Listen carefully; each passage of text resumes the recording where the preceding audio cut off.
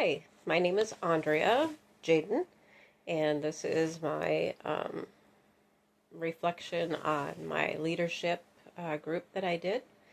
My leadership group or the one I facilitated, was on Monday, the 28th of July, and we met from 6:30 to 8. The meeting did take place inside the church in what we call a family room, which we can shut the door so there's privacy. Um, the chairs were done in a circle. I like to do this just for the intimacy effect where people can look at each other. Um, I had 7 participants that night, both men and women, anywhere between the age of 30 and 65. Um, they all have a history of being incarcerated at some point, and some of them are very early on in recovery. So I served as the facilitator, and I do have a lady who serves as a co-facilitator with me. Um, she kind of just watched that night just because she knew I had to do this for school. Uh, so the whole group is just designed to help individuals that have been released from jail or prison to just navigate what it's like to come out and have to re-enter into society. My hope is always to help them um, with open, honest discussions and um, be able to kind of help them navigate what their next steps might be or things that would be good ideas for them. So this session, we focused on the theme of finding strength in the storm, um, and just so people could reflect on different storms that they've had in their life and how they have found strength to get through them. We did open the group with the one-word check-in, you know, how are you feeling today, as they entered the space. And it seemed to go over very well. Everyone had an answer, and it just opened the door for group discussion. Um, we did revisit our group norms, the confidentiality, respectful listening, voluntary participation, the no crosstalk, the no telephones, just so everybody's feeling respected and like everybody's listening. I introduced the night's theme, um, just letting them know that sometimes storms in life can be extremely difficult, but they're a growing experience also, um, and they can help us become better people. Um, so we asked I asked, open-ended questions. Um, what does the strength in the storm mean to you? Um, what has helped you survive in the past? And everyone answered the question.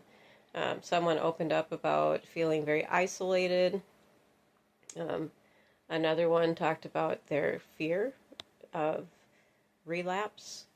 Um, and so just throughout the questions and discussion, I did a lot of paraphrasing just to make sure I was hearing people right, and summarizing just the whole process.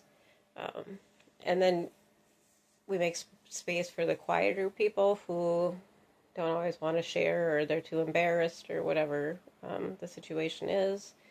Um, but the engagement was consistent, and there was moments of emotions, and then there was times filled with laughter where everybody, you know, found things they have in common.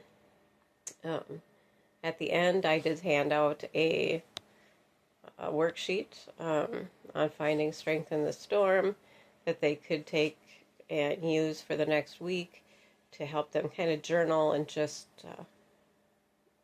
come up with ideas on how they do deal with things. Um, Facilitating this group is a passion for me. I know that I can do it very well. People have put their trust in me. They feel safe. They are always engaged. Um, and some of that is just due to the intentional structure of the chairs being in circle and people being able to talk with one another. Um, I think I'm pretty good at reading body language for the most part, but there are times that I feel like I could really grow in that area where um, where I need to be a little more, I need to watch better, maybe some people's body language because somebody might be going through something they're not opening up and sharing. So I want to make room for that. So when we did have some emotions, instead of pushing the group forward, we stopped and gave that person time to deal with whatever was going on in that moment for them. Um, I'd also like to grow just in um, being able to tell people when they start dominating the conversation that it's time to move forward. I am not a great person with any kind of conflict, and I don't like to correct people, so that is a weakness of mine that I need to improve on.